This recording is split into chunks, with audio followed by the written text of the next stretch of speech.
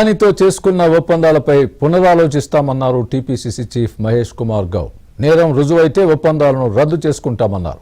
ఇప్పటివరకు అదానికి ఇంచు భూమి కూడా ఇవ్వలేదన్నారు. 2014లో 2024 వరకు ఈ దేశంలో జరిగిన ప్రతి లావాదేవీలో కేంద్ర ప్రభుత్వం ఆదరణటువంటి డిపార్ట్మెంట్ జరిగిన ప్రతి లావాదేవీలో అదాని పాత్ర ఉంది. ఇదొక అంశం. ఈ 4 రాష్ట్రాల్లో సోలార్ పవర్ కోసం వారు డబ్బులు ఇచ్చారనేది ఒక అంశం. కానీ ఇది కాకుండా పోర్ట్స్ కానీ, ఎయిర్పోర్ట్స్ కానీ, కోల్ కానీ, ఆయిల్ కానీ, టెలికాం కానీ, సోలార్ కానీ ఇవన్నీ కూడా కేంద్ర ప్రభుత్వం ఆధీనంలో డిపార్ట్మెంట్సే. అక్కడ అన్నిట్లో ఆయన పాత్ర ఉంది, అన్నిట్లో ఆయన వ్యవహారం ఉంది, అన్నిట్లో ఆయన తనదొచ్చాడు, అన్నిట్లో ఆయన అవినీతికి పాల్పడ్డాడు.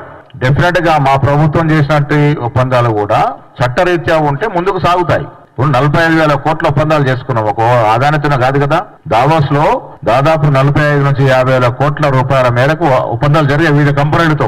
ఇవన్నీ చట్టరీత్యా ఉన్నాయి, ముందుకు పోతాయి. చట్టంలో లోబడి లేకుండా బయటకు వెళ్ళిపోతాయి. ఏఐసిసి అగ్రనాయకుడు ఒక విషయం మాడితే అదే లైన్ లో మేమందరం ఉంటాము. చట్టానికి లోబడి జరిగే వ్యాపారాలే తెలంగాణలో అనుమతిస్తాము. చట్టానికి వ్యతిరేకంగా ఏ వ్యాపారం ఉన్నా ఇక్కడ అనుమతించబడదు.